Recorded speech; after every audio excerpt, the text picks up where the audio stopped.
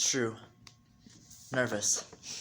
Very, very dreadfully nervous I've been, But why will you say that I am mad?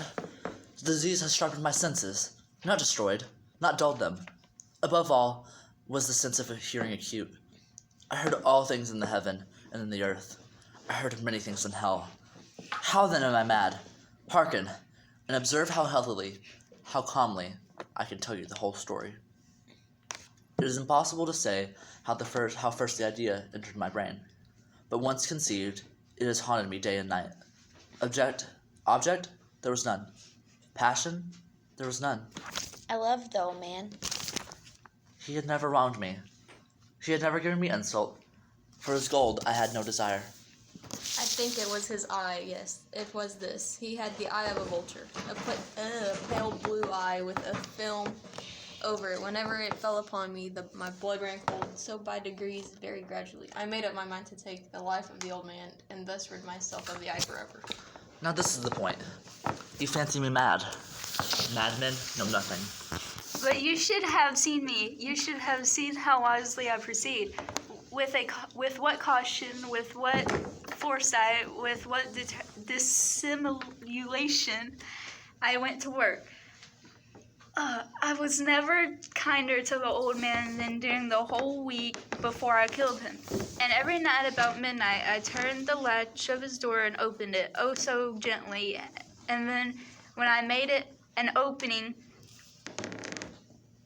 sufficient of my head, I put in a dark lantern, all closed that no light shone out.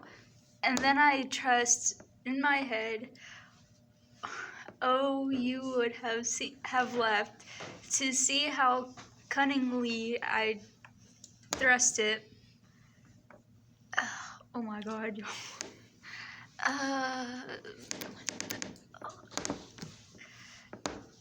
I moved it slowly, very, very, very slowly, so that I might not disturb the old man's sleep.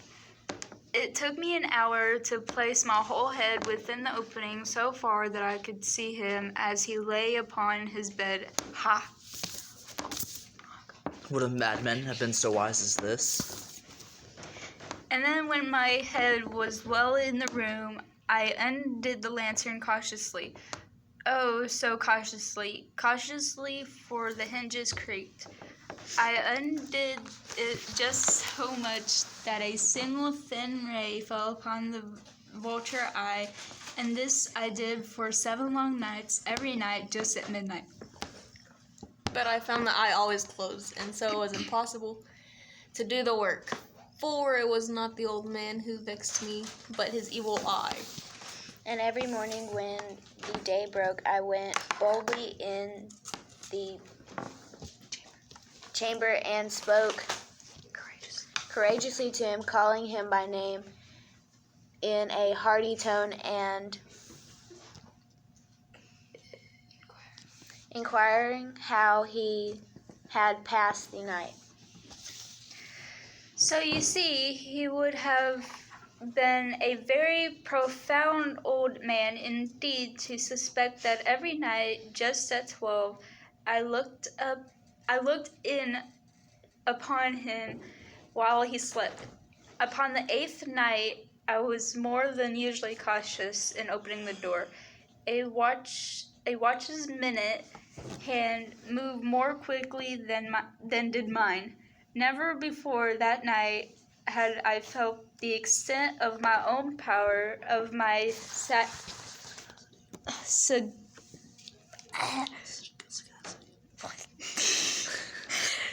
sagacity. I could scarcely contain my feelings of triumph to think that there I was, opening the door little by little, and he not even to dream of my secret deeds or thoughts. I fairly chuckled at the idea, and perhaps he heard me, for he moved on the bed suddenly as if startled. Now you may think that I drew back, but no. His room was as black as pitch with the thick darkness, for the shutters were close fastened through fear of robbers. And so I knew that he could not see the opening of the door, and I kept pushing it on steadily. I had my head in and was about to open the lantern when my thumb slipped upon the tin fastening, and the old man sprang up in bed, crying out, "Who's there?" I kept quiet. I kept quite still and said nothing. For a whole hour I did not move a muscle, and in the meantime I did not hear him lie down. He was still sitting up in bed listening. Just as I have done, night after night, hearkening to the death watches in the wall. Presently, I heard a slight groan, and I knew it was the groan of mortal terror. It was not a groan of pain or of grief. Oh no, it was the low stifled sound that arises from the bottom of the soul when overcharged with awe. I knew the sound well. Many a night, just at midnight when all the world slept, it has welled up from my own bosom, deepening, with its dreadful echo, the terrors that distracted me. I say I knew it well. I knew what the old man felt, and I pitied him. Although I chuckled at heart, I knew that he had been lying awake ever since the first slight noise, when he had turned in the bed. His fears had been ever since growing upon him. He had been trying to fancy them causeless, but could not. He had been saying to himself, "It is nothing but the wind in the chimney. It is only a mouse crossing the floor. Or it is merely a cricket that has made a single chirp." Yes, he had been trying to comfort himself with these suppositions. but he had found all in vain, all in the enveloped, all in vain, because death, in approaching him, had stalked with his black shadow before him and enveloped the victim, and it was mournful. It was the mournful influence of the unperceived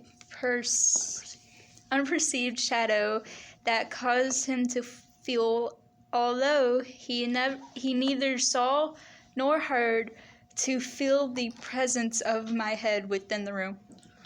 When I had waited a long time, very patiently, without hearing him lie down, I resolved to open a very, very little crevice in the lantern.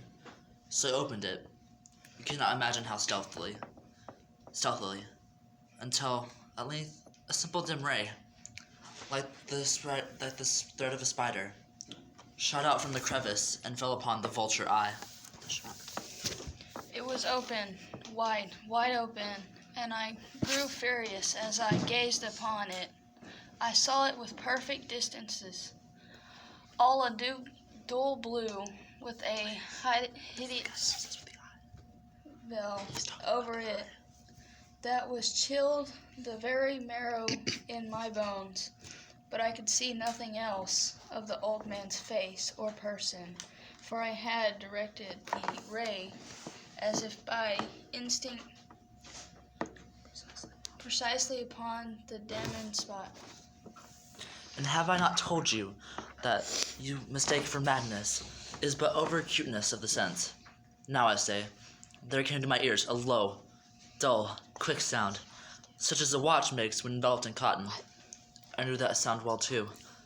It was the beating of the old man's heart. It increased my fury, as the beating of the drum stimulates the soldier into courage.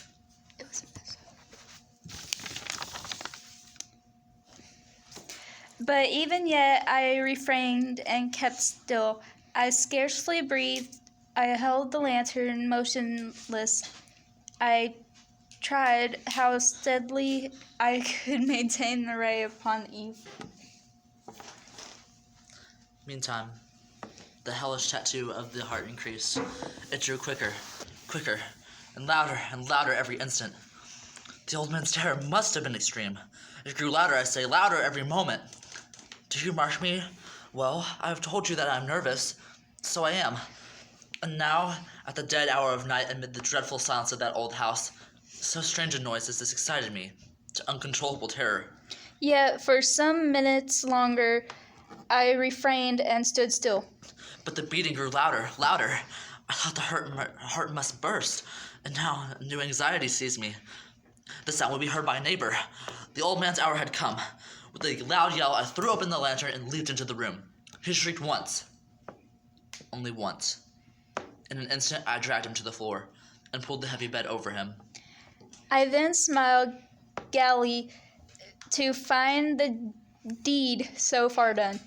But for many minutes, the heart beat on with a muffled sound. Sound, this, however, did not vex me. It would not be heard through the walls. At length it ceased. The old man was dead. I removed the bed and examined the corpse. Yes, he was Stone dead. I placed my hand upon the heart and held it there many minutes. There was no pulsation. He was stone dead. He even would trouble me no more. If you still think me mad, you will think so no longer when I describe the wise precautions I took for the concealment of the body. The night waned, and I worked hastily, but in silence. For first of all, I dismembered the corpse. I cut off the head and the arms and the legs. I then took up 3 planks from the flooring of the chamber and deposited all between the scantlings. I then replaced the boards so cleverly, so cunningly that no human eye, Not even his. could have detected anything wrong. There was nothing to wash out, no stain of any kind, no blood spot whatever. I had been too wary of that. A tub had caught all. Haha. And when I had made an end of these labors, it was 4 o'clock, still dark as midnight.